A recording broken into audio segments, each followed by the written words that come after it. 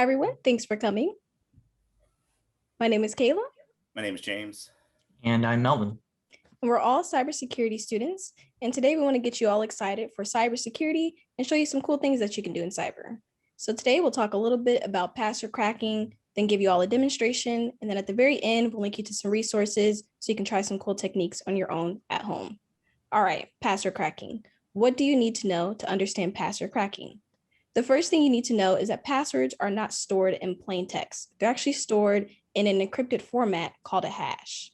And a hash is just basically, in simplest terms, a one-way encryption algorithm that turns your plain text password into encrypted text. And as we can see here with the example of Woody 10, the password comes out as a string of letters and numbers. So if the passwords are encrypted and the encryption cannot be reversed, how do we crack them? Today, we're going to focus on the most common technique, which is called a dictionary attack, which can be seen here. Dictionary attacks, they're very simple, very effective, but very straightforward as well. Dictionary is just a list of possible passwords. And as we can see in the example here, these are a list of entries in our dictionary.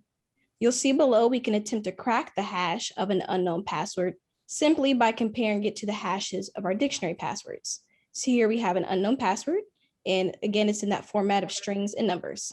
And we can calculate the hashes of dictionary passwords until we find a match. The hash for 117 turtle matches our unknown hash.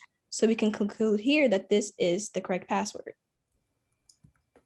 So we've discussed using a dictionary attack to crack some password hashes, but how exactly do we use this technique? Well, there are many tools, and today we're going to be discussing a popular tool called Hashcat. Hashcat is a Linux command line tool designed specifically for password cracking. And with this first screenshot, we are here in the Linux command line. Don't freak out if this looks completely foreign to you. Just know that this is a place that any cybersecurity professional should be comfortable with. And it's also where we are going to be working with Hashcat today. So in the second screenshot here, we just have a basic Hashcat command. This command is going to run a dictionary attack on a text file that contains a list of password hashes that we want to crack.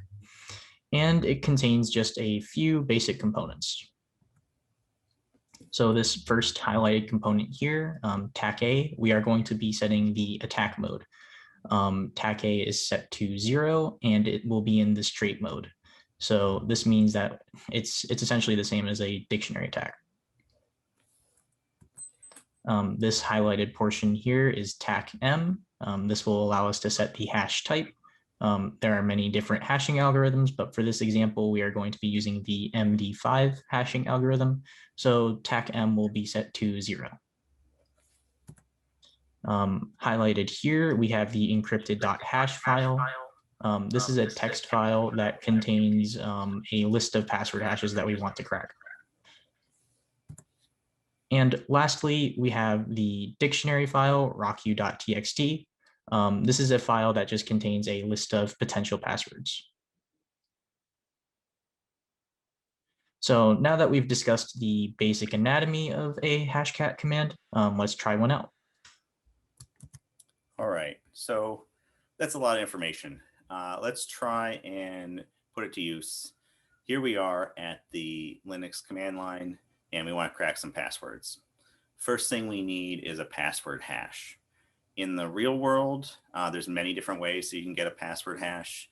Today, we're simply going to assume that we already have that password hash. And so what we'll do is we'll put it in a text file like we were showing you before. So here we have a text file, hashes.txt. Here is a password hash for a user named Alice. And what we're going to do is we're going to try and crack this hash. We're doing a dictionary attack. So we also need a dictionary. Today, we're going to be using a dictionary known as Rocku. This is a famous dictionary. It's from a famous data breach. This file contains over 14 million different passwords, and it's considered one of the most comprehensive password lists. So we have a dictionary, we have a hash. Let's put this together on the command line. So let's start. We'll just list the contents of our directory. And again, I can show you we have our hash file and our dictionary. Now we can run hashcat. And just like before, we're going to start by specifying the attack mode. This is a dictionary attack, and we already explained that mode 0 is going to be a dictionary attack. So attack A0. Then we're going to specify our hash type. Again, in the real world, when you collect a hash, you're also going to need to determine the hash type. Today, we already know that this is an MD5 type hash. And as we showed before, MD5 is going to be hash mode 0. All right, so the next thing we need to do is specify our hash file, hashes.txt, and our dictionary, rocku.txt. So that's a basic hashcat command. Now we're going to execute that. Hashcat's going to start running. You can see down here, we're running the rocku dictionary, and it's working with over 14 million different passwords. Right now, it's iterating through every one of those passwords, calculating the hash, and checking it against the one that we submitted to see if they matched. And in fact, in seconds here, it has cracked the hash. Here's the hash that we submitted, and here is the password. So just that simple. And again, this was for a username Alice. So now we have full control over Alice's account. We can log in as Alice with no problem. Her password is 117turtle. And there we are. So now you can see we're in Alice's account. That's really all there is to a basic dictionary attack. If you're interested in trying this out on your own, we'd like to direct you to some websites. Let me see if I can pull that up for you. So basically what I'd really suggest is tryhackme.com. This is beginner oriented. It covers a broad range of hacking techniques. So if you're interested in cyber, this is a great place to learn some skills. And they'll give you access to a Linux box in your browser, a Kali box, for free for 1 hour a day. If you're looking for more time in a Kali box, you can use this offensive security link. They have proving grounds, and that'll give you access to a Kali Linux box for 3 hours a day.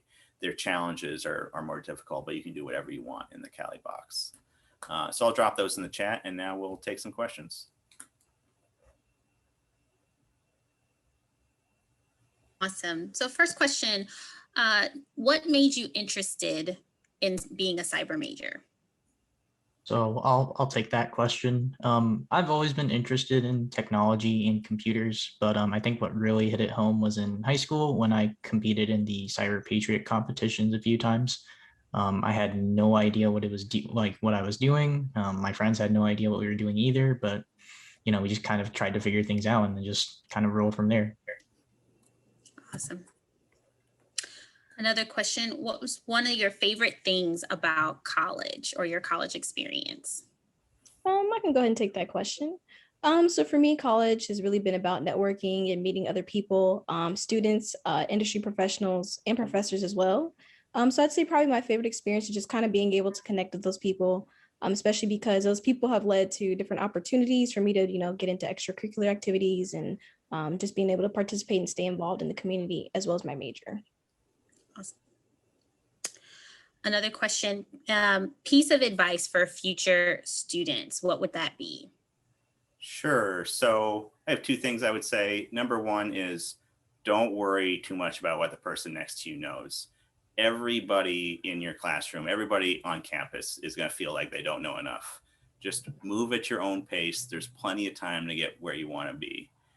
If you feel like you need to know everything at once, that's a trap. Don't worry about what everybody else knows. The other thing is go to class, read the book. If you do those two things, you're going to be light years ahead of 90% of the people around you.